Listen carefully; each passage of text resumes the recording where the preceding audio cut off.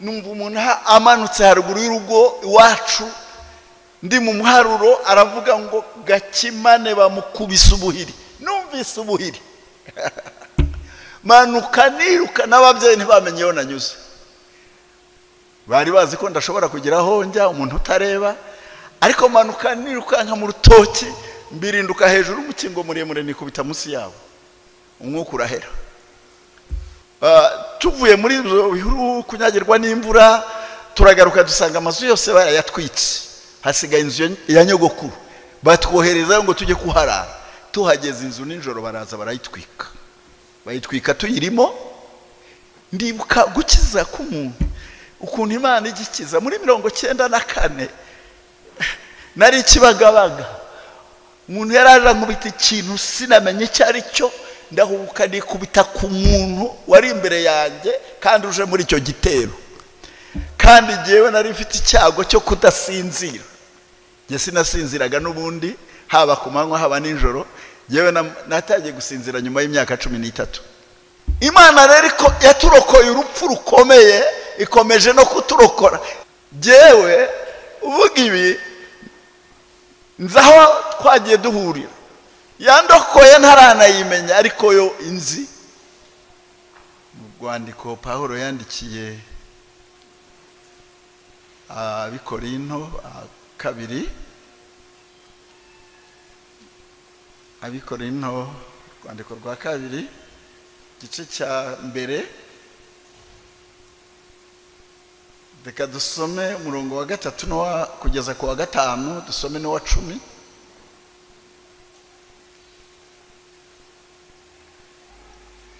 Rwandiko rwa kabiri gice cya mbere umurongo wa 3 kugeza 5, dusome no wa 10. Dusome mu izina rya Yesu. Haravuga ngo hashimwe Imana y'umwami wacu Kristo ariyo na se, ari nayo data wa twese w'imbabazi, n'Imana nyirihumure ryose, iduhumuriza mu makuba yacu yose, kugira ngo natwe tubone uko duhumuriza abari mu makuba yose, tubahumurisha ihumure twahawe n'Imana. Kuko nk'uko ibyo Kristo yababajwe byadusesekayeho cyane, niko no guhumurizwa kwatugwijijwemo na Kristo. Murongo w'icumi, yaturokoye urupfu rukomeye rutyo, nanone iracyaturokora, kandi twiringira yuko izakomeza kuturokora. Amen. Amen. Gihagaze mwarimu Edimo nadusomere no rwandiko Abefeso igice cya 2 umurongo wa 14 tugeze 16.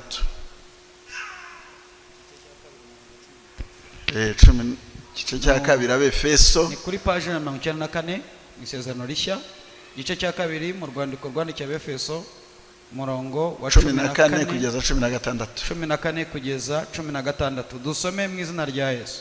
Uwo niwe mahoro yacu, kuko yaduhinduye twebwe ababiri kuba umwe, akuyeho ubwanzi, ari bwo rusika rwari hagati yacu rutugabanya, amaze gukuzaho amategeko y'iby'imihango umubiri we, kugira ngo bababiri abarememo umuntu umwe mushya muri we, ngo azane amahoro atyo, kandi ngo bombi abagire umubiri umwe, abungishe n'Imana umusaraba awicishije bwa bwanzi. Amen. Amen. Yesu nashimwe, Yesu nashimwe. Haleluya. Ubu hari ukwiye gushimwa wa undi watanze imbaraga, undi ujya uduha imbaraga zo gukomera no kwihangana. N'aba basirikari barwanye bakaturokora za ntambara, burya yabahaye imbaraga. Uyu mwanditsi avuga ijambo rikomeye, aravuga ngo hashimwe, hashimwe Imana. Haleluya. Hashimwe Imana mwami wacu Kristo, niyo nase.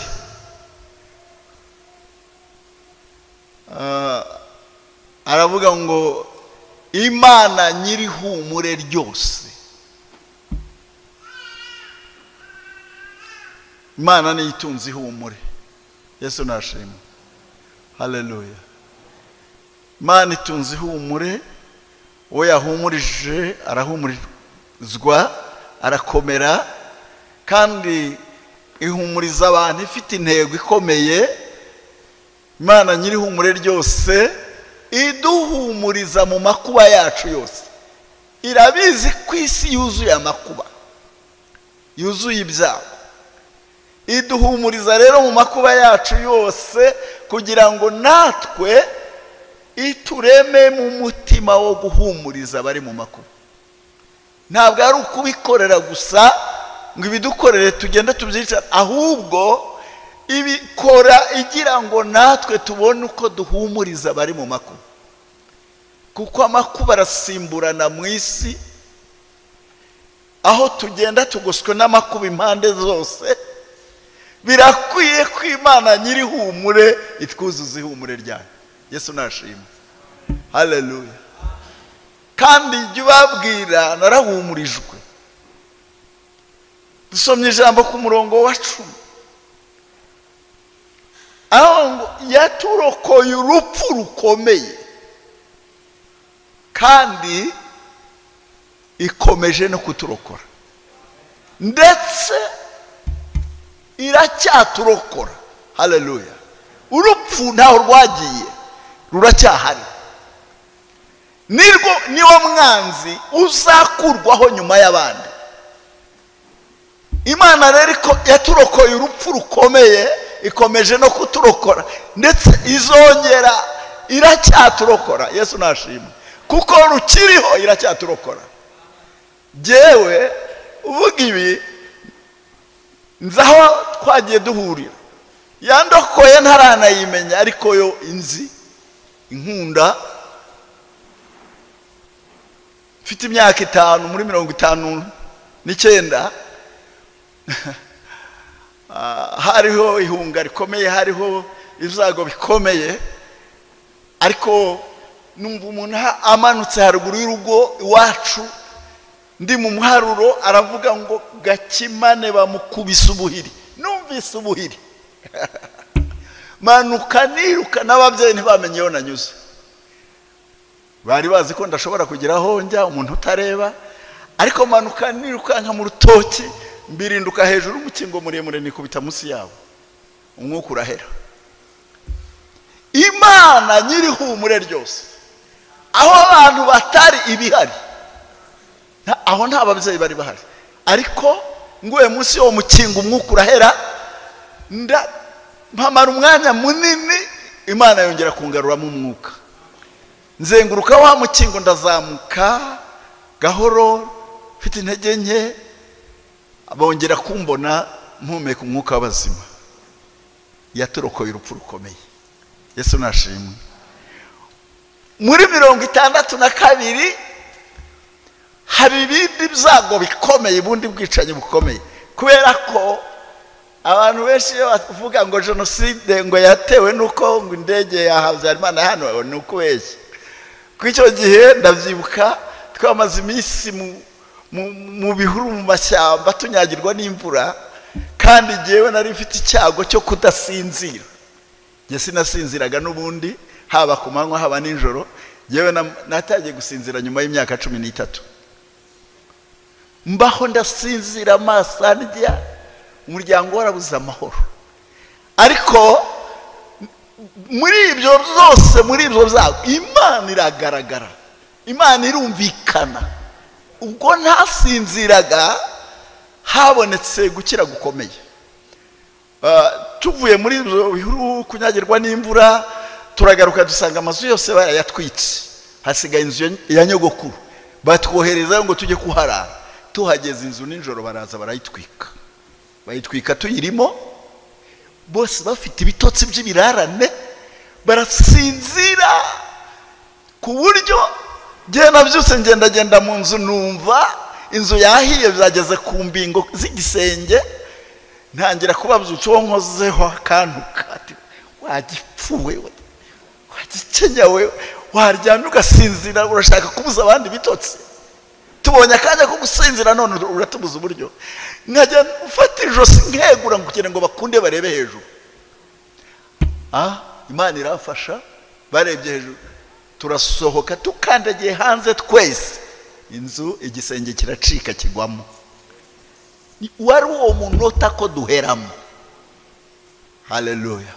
Iri jambo ko Imana ihora iturokora, ahandi ravuga ngo ihora iturangaje imbere, ni ukuri nge mbiha agaciro.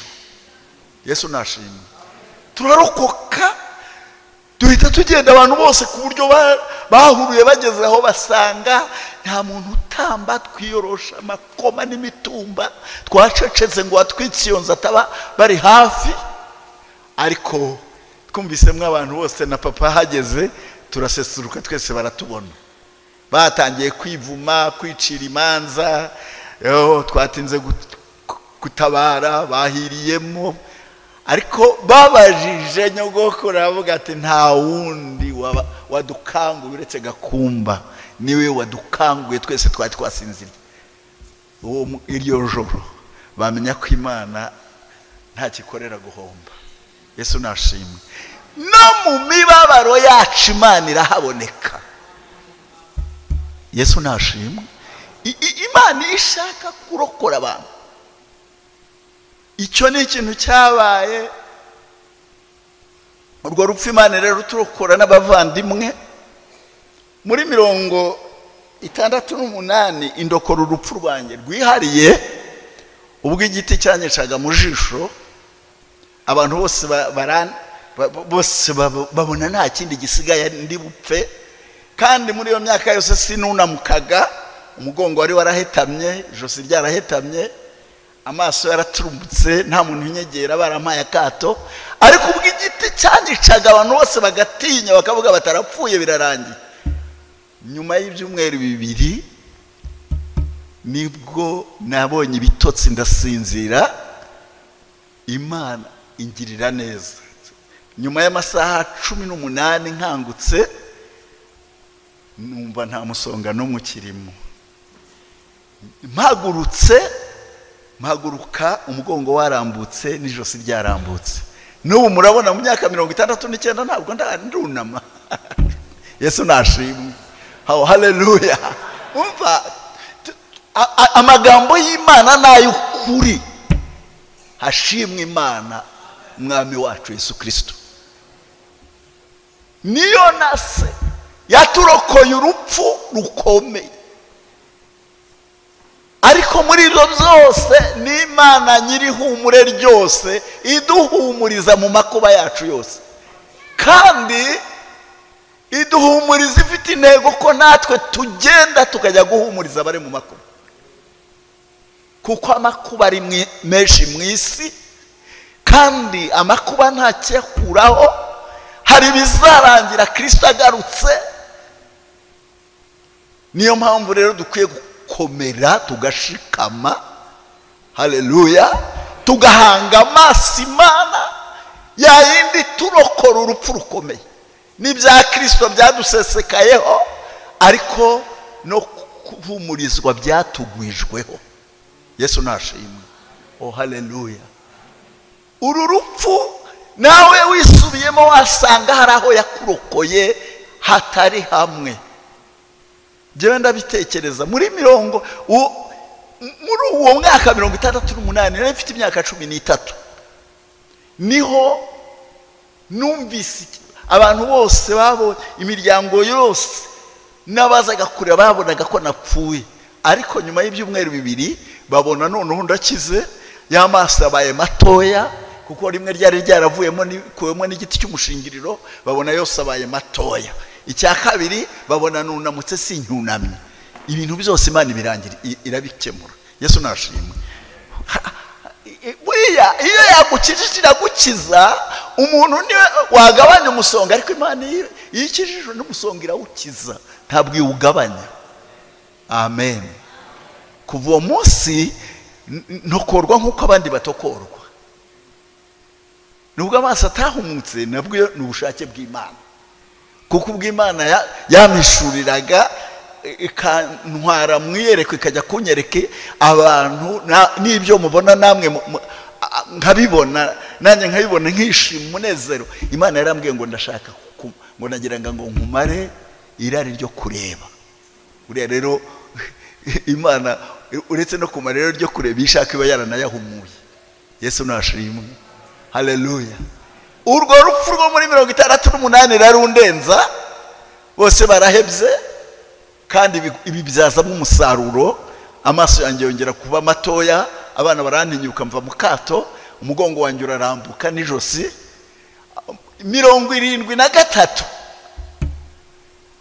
Imana indukora urundi rupfu. Yesu nashimwe, oh haleluya. Turi wacu nari ntarakizwa, ngiye kwihisha ahantu hari intambara zikomeye zari mu bigo by'abanyeshuri no mu baturage n'iwacu ku kibuye, byari byari cyane bikomeye.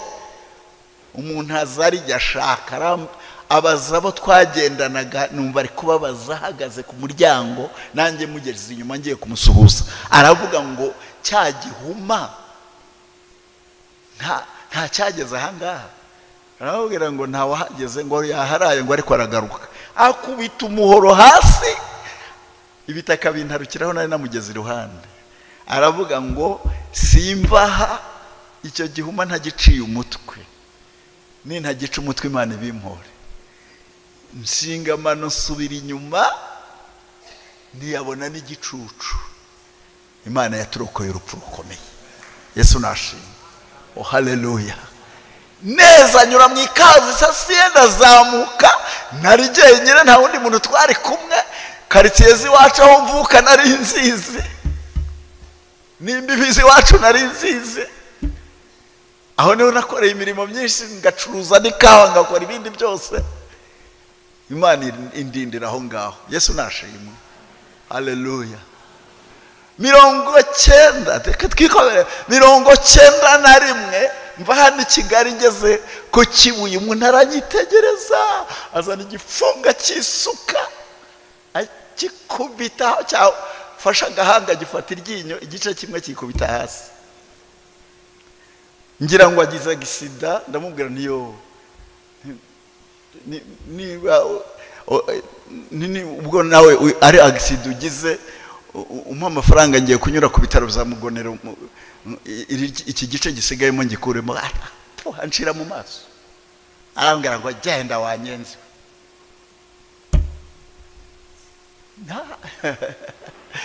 Yesu nashimwe, haleluya. Nsubira mu rugo, nkuramo imyambaro yagiyeho amaraso, ndakaraba neza. Nari ngiye gusenga, hari ku cyumweru mu gitondo, ndongera ndagenda njya gusenga, umutwe nirirwa wamenetse, ariko Imana irandokora. Yesu nashimwe. 93 mu kwezi 92 badufatira hari Gahanga ikagasa, njye nasaba Gasana. Barara batuzenguruka n'abatuvugiriza induru, ngo inkota nyireba nihumye ngo bazifashe. Nezi urugamba ruturemeraho, aho naho mbona Imana iraturokoye. Yesu nashimwe, haleluya. Hano 93 mu kwezi kwa 11 mu kwezi kwa 12 kuri 31 z'ukwa 12 bantera mu rugo, bakubita ibirahure byose barabimenagura. Kubera abarokore bajyaga barara bansura, batembera, baza kuririmba. Nari maze iminsi nshingiwe, bakaza tukaganira, bataha bakavuga ngo abantu bakaritsira, bakavuga ngo inkotanyi zirara zikorera inama iwanjye. Barantera barakubita ibirahure byose, bimwe bitugwa hejuru to turyamye. Nabyo Imana iraturokora. Yesu nashimwe, hashimwe Imana nyirihumure ryose, hashimwe Imana nyirihumure ryose, haleluya. Ya iduhumuriza mu makuba yacu yose. Yesu ahabwa icyubahiro. Murumva itaraturokoye, nawe ngero ubare ibyawe urabibona. Ariko muri ibyo byose dusomye ijambo rivuga ngo uwo niwe mahoro yacu, uwo niwe mahoro yacu. ibi byose nanyuzemo.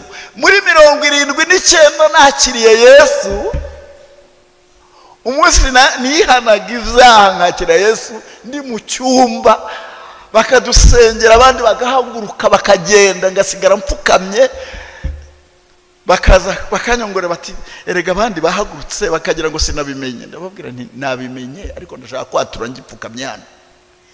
Baragaruka, abayobozi baraza baranse, natura ibyaha byose nakoze, numva umutima wanjye uraruhutse.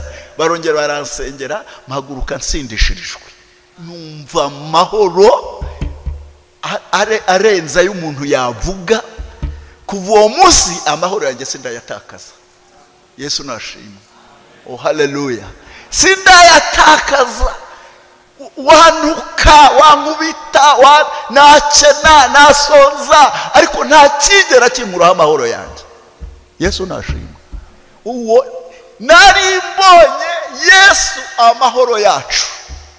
Bibiliya yatubwiye ngo uwo niwe mahoro yacu, yahinduye ababiri ku bumwe, abikoresha gusenya urusika rw'ubwanzi rwatugabanyaga.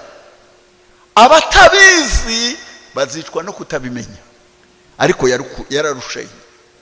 Nukomeza kuba umwanganyi, ni wowe wiyubakiye urwawe rusika ruzakurimbura. Ariko Yesu yashenye urusika rw'ubwanzi rwatugabanyaga, kandi atwunga n'Imana kubw'umusaraba. Haleluya. Yatwunze n'Imana. Sabanzi gusa, si twe twanganaga, ahubwo twari n'abanzi b'Imana. Ariko Imana, Yesu aje atwunga n'Imana kubw'umusaraba, kandi umusaraba awicisha ubwanzi. Haleluya. Iyo tutumbiriye umusaraba, tubona ubwanzi buvuyeho, tubona umubisha ntawe. Bibiliya iratubwira mu Baroma 8:31, ubw'Imana iri mu ruhande rwacu, umubisha wacu yabande. Haleluya. Yesu nashimwe. Ndibuka gukiza k'umuntu, ukuntu Imana igikiza. Muri 94 nari Kibagabaga, umuntu yaraje nkubita ikintu sinamenye icyo ari cyo, ndahubuka nikubita ku muntu wari imbere yanjye kandi uje muri icyo gitero. Araza mwikubiseho, abari unkiza. Imana imukoreramo, ahindukirana umuntu wari unkubise, arahindukirana. Kandi murabizi iby'amoko bavuga hano mu Rwanda, umuhutu umutwe n'umututsi. Jewe ntabwo yari umuhutu, ntiyari n'umututsi, yari umutwe. Ahindukira n'uwari unkubise, ati puti mve nyuma, ati urica mwene wacu. Mba ndakize. Yesu nashimwe. Haleluya.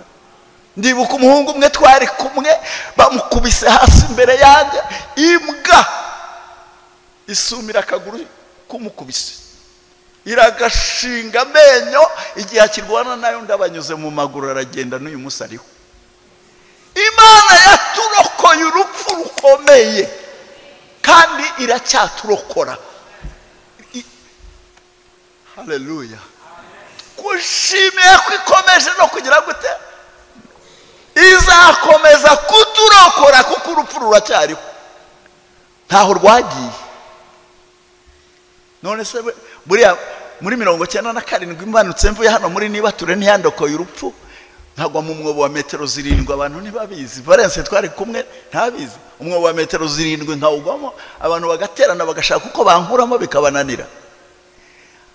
Nataye nanjye ubwenge, ariko ijwi rinsangamo. Umwuka wera ntaho hatagusanga, ansangamo arambwira ngo humura, n'abacukuye uwo mwobo bavagamo. Abimbwiye numva imbaraga z'Imana zinjeho, ndabyuka ubwenge bugaruka ku gihe cyabwo, ku mwanya wabwo. Ndabyuka ndihungura, nzunguruka wa mwobo, ndazamuka. Abari bantegereje mbasanga hejuru, bashatse inzego n'imigozi babibuze. Imana yaturokoye urupfu rukomeye. Yesu nashimwe. wari ukwiriye kugenda mu nzira uzi ko hari Imana ishobora byose. N'uyu munsi niyo ngenda mu nzira, hari ahantu iwanjye abantu bajya batinya kunyuza na moto, namubwiye moto ugihagarika hano nzajya mpijyana, nzaba ndi kumwe n'Imana. Yesu nashimwe. Haleluya. Niki gituma ubundi iyo twubahagira ijambo ry'Imana tukumva ari akanwa k'Imana kavugana natwe, twakubaha ibyo rivuga, niwe mahoro yacu. Yesu nashimwe. Haleluya. Ubu bwanzi Salomo yandika ijambo rikomeye mu Migani 17 umurongo wa 17, aravuga ngo inshuti zikundana ibihe byose, kandi umuvandimwe avukira gukura abandi mu makuba. Amen. Nguwo umugambi w'Imana yari ifite. Haleluya. Nukuri nkaba narinzi n'ababyeyi n'abaturanyi ntabwo bari bazi ko nzabaho, none Imana yampaye gushika. Urumva ko kuba yarampaye abana 7, umwe akaba ari mu ijuru, abandi bakaba turi kumwe 6. Niyo bateshutse inzira, mfite isezerano rikomeye, aravuga ngo ntabwo tuzaruhira ubusa. Haleluya. Iyo uhagaze imbere y'Imana ukishingikiriza ku ijambo ry'Imana usenga, Yesu yavuze ijambo rikomeye hano abwira wa Musamariyakazi, aramubwira ngo Imana ni umwuka, n'abayisenga bakwiye kuyisengera mu mwuka no mu kuri, ngo abo bonyine nibo Data ashaka ko bamusenga. Kubera iki? Mu mwuka ni ugukiranuka, no mu kuri ni mu ijambo ry'Imana. Iyo turyishingikirijeho, n'abana bacu bagaruka mu nzira, kandi mfite ibyiringiro. Yesu nashimwe. Bibiliya tubwira muri Yesaya 65 umurongo wa 23 ngo ntibazaruhira ubusa, ntibazabyara abana bo kubona amakuba, kuko ari urubyaro rw'abahawe umugisha n'Uwiteka, kugeza no kubazabakomokaho bose. Batarantabaza nzabatabara, bakivuga nzabumva. Oh haleluya. Iri jambo nituriho umwanya rikaba mu mutima wacu, tukamenya ko ari ukuri, tuzaryishingikirizaho dusenge nk'uko abatubandirije basengaga. Imana ibaha umugisha. Oh haleluya. Imana iraturokora. Wakureba hano hari umunsi umwe bantwaye inshuro zigeze kuri 5, ndavuga mbwira Imana nyibutsa imisozi nagenze, nyibutsa ko nigeze kuva i Kigali, Imana intumye irukomo, nkava hano mu mujyi wa Kigali duhekanya n'igare tukanyura mu Rukomo, tukamanuka Kagamba na Burimbi na Nyagahanga, tukazamuka Ngarama, tukamanuka Mimuri. Ndayibutse iyo misozi yose, ndabibwira noneho rero ndabona nta ubuhungiro kuri je nta buhari, reka nigendere. Imana iranterura. Haleluya. Imana inyereka ko abataha nta kibazo nabo bafite, inyereka ahantu bari kujya heza, ariko jewe irambwira ngo ntabwo upfa, ngo ahubwo uzakora mu gihe gikomeye. Yesu nashimwe. Haleluya. Nibuka ko abantu bose, papa na mama duherukana mu bukwe muri 93, bakuru banjye n'abashiki banjye n'abandi bose duherukana icyo gihe. Imana indindira hano i Kigali, kandi indindira mu itorero. Nge nkunda itorero, kuko Imana yampaye umuryango mu itorero. Yesu nashimwe. Mu bukwe nabonye itorero, mu rupfu nabonye itorero, ahantu hose nabonye itorero, ndabakunda. Yesu nashimwe. Oh haleluya. Nukumbura abakunzi bawe ujye ubibwira Yesu niwe nshuti y'ukuri, azaguha inshuti z'ukuri. Amen. Ndagira mbabwire iri jambo rikomeye rivuga ngo inshuti zikundana ibihe byose, kandi umuvandimwe avukira gukura abandi mu makuba. Abantu birengagije, abaremwe birengagije iyo nshingano, ntibashobora gufasha abandi ngo bakure mu makuba. Ariko wa mugore wa baba umubyaza bo mu Egiputa bazaducira urubanza. Bahawe itegeko n'umwami, si itegeko wawe, umwami yabahaye itegeko ryo kwica abahungu bose b'Abaheburayo bavutse, barangije ngo bigurutse itegeko ry'umwami. Haleluya. Ngo bubaha Imana mu mitima yabo. Umwami ababajije barabwira ngo Abaheburayo ni abanyambaraga, iyo umubyaza atarabageraho asanga bamaze kubyara, kandi babikoreye kubaha Imana. Yesu nashimwe. Imana irabareba, ibaha imiryango myinshi kandi minini kubera ko bubahirije itegeko ry'Imana, ko bamenye ko umuvandimwe avukira gukura abandi mu makuba. Yesu nashimwe. Icyo kintu ni mugikore, nimurebe aho dutuye, aho tugenda, aho dukorera, iyo nshinga nikomeye yo gukura umuvandimwe avukira gukura abandi mu makuba. Imana ibaha umugisha. Oh haleluya. Imana ishimwe. Ntabwo nagera kure, nababwira ko Imana yaturokoye urupfu rugize gute, ikomeje kugira ite, twiringiye ko izakomeza, kubera iyo mpamvu ngo twiringiye ko izakomeza kugira ite, nuko urupfu rukiriho naho rwagiye. Bibiliya iratubwira ngo umwanzi uzaheruka abandi ni urupfu, ariko Yesu azagumana natwe nubwo rukiriho. Yesu azakomeza turinde. Ndashimira Imana ko itakunze ko duta agaciro, ahubwo ikazamura agaciro kacu. Yesu nashimwe. Imana ntiyakunze ko dusabiriza, Imana yakunze ko natwe tuba abahesha b'umugisha. Amen. Nimubizi Imana iherutse kumbwira ijambo rikomeye, irambwira ngo inuma y'ijambo rikomeye umuntu wakure iramuhagurutse tutari tutarabaye na hano mu Rwanda, aravuga ngo warandereye uranshyingirira none nanjye nkugarutseho. Yesu nashimwe. Iyi Imana tuvugana tuyifitiye icyizere. Imana ibaha umugisha. Reka iminota yanjye irarangiye, zibaye saa 10:20. Reka dusoze dusenga Imana. Ariko reka turebe, tubanze twisuzume mu nshingano zacu. Ubwa mbere umenye ikintu cyatumye Imana ikubera ihumure.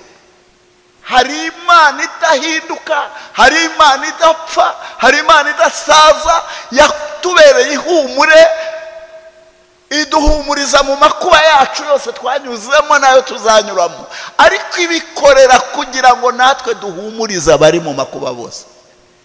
Ntugate intego yo guhumuriza umuturanyi uri mu makuba, ntugate intego yo guhumuriza umuvandimwe uri mu makuba, kubera ko Yesu muri Yohana 7:37 yaravuze ngo umuntu nanyizera imigezi y'amazi y'ubugingo izatemba iva mu nda ye, nk'uko ibyanditswe bivuga.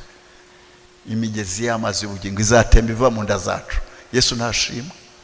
Haleluya. Mwabyemera, mwanyemerera, mukemerera Imana isumba byose iz'imitima yacu, aho tutahumurije abandi, aho twataye intego yo gukura bene data mu makuba, uyu mwana tugahagurukira imbere y'Imana tukabwira Imana mu mitima yacu, tukayibwira ngo Mana tubabarire, tugiye gukora intego yawe. Kuko Yesaya umunsi umwe yajyaga ahanurira abandi ishyano, bukeye nawe araryihanurira. Abonye Imana, yumvise ubutumwa ngo Imana irera, Imana irera, abona aranduye wese. Arangira avuza induru avuga ngo mbonye ishyano ndapfuye we, kuko ndi umunyaminwa yanduye kandi ntuye hagati y'abanyaminwa yanduye. Marayika azana ikara rimukoza ku munwa avuga ngo iri rigukozeho, gukiranirwa kwawe gukuweho, ibyaha byawe biratwikiriwe. Ariko Imana irabaririza, amaze kwezwa irabariza ngo ninde twatuma, ninde watugendera. Yesaya aravuga ngo ndi hano. nimureke duhagarare imbere y'Imana dusenge, tubwire Imana ngo natwe turi hano, dutume duhagarare mu ntego zawe. Imana nyirihumure ryose duhumuriza mu makuba yacu yose, kugira ngo natwe tugire gute, duhumurize abari mu makuba bose, tubahumuririshe ihumure twahawe n'Imana, si iryo twihaye. Niba Imana yaraguhumurije ikaguha ihumure, genda urihumuririsha abandi.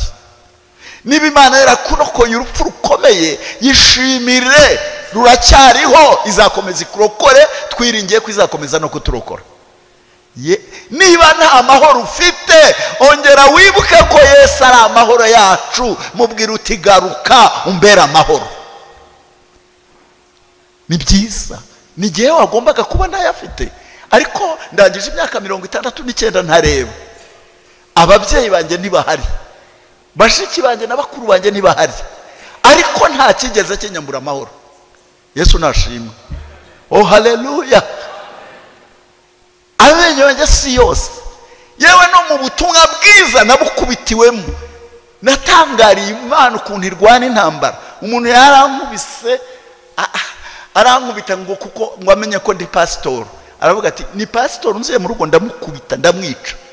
Araza koko abishyira mu bikorwa, arankubita, azana imbago akubita urutugu rw'iburyo, akubita n'urw'ibumoso, atangira gukubita imbago mu bitugu hagati mu mugongo, igufa rarihanga arikubita. Umwuka wera azana indi ntwara abantu batazi, azana ibitwenge, ndaseka ndangije, wa wundi wankubitaga arahagarara arekeraho gukubita, yumva bimubereye igitangaza. Nanjye ndahaguruka ndamubwira, muzehe abashyitsi b'iwanyu nuko mubakira? Ndagenda dufatana mu kiganza, turasohokana, umujinya urashira. Umwuka wera azi kurwana intambara kandi atarwanishije ibibo. Niyo mpamvu Bibiliya tubwira ngo intambara zacu si nk'iz'abantu, intwaro zacu si nk'iz'abantu. Amen. Oh haleluya. None se uracyafite umujinya Yesu yakubera amahoro ukagumana umujinya? Yesu yakubera amahoro ukiba ugasambana? Nibishoboka. Nimureke Imana tuyisabe imbabazi, ikomeze Yesu atubera amahoro, akomeze yica ubwanza bwicisha umusaraba, umujinya wicisha umusaraba. Pawulo yaravuze ngo nurakara ntugakora icyaha, izuba nirikarenga ukirakaye. Yesu nashimwe. Hano hepfo mu Gihogere, umusirikare yaragiye kuhanterera icyuma. Ese ndazira iki? Ariko gusubizanye neza bihosha uburakari. Yesu nashimwe. Mureke rero Yesu akomeza atubera amahoro. Ndasaba Imana nyirijuru ngo ibikumvishe aya magambo yekumbishe neza mu mutima. Wakwemera se ukarambura ikiganza Imana ikaguha amahoro? Wabuze? Niba warabuze n'ibitotsi, niwihana ikikuza amahoro irabiguha. Niba utasinziraga uyu munsi iraguha gusinzira. Reka dusabe umushumba aza dusengere, ariko twese duhagaze imbere y'Imana. Namwe baririmbyi ntimutinye, duhagarare imbere y'Imana tuyirambure amaboko. Iburanye natwe hari uwayitsinda? Ntawayitsinda. Nimureke tuyirambure amaboko, tuyisabe imbabazi twese, tuyibwire ngo Mana tubabarire, tujya turarana umujinya, watubereye amahoro none amahoro turayabuze, ongera utugarukeho. Watubereye ihumure none nta humure dufite mu mitima, ongera utugarukeho. Icyakubujije kuduhumuriza kutwegera gikurweho, ongera utugarukeho. Twongere tubwire Imana itugarukeho.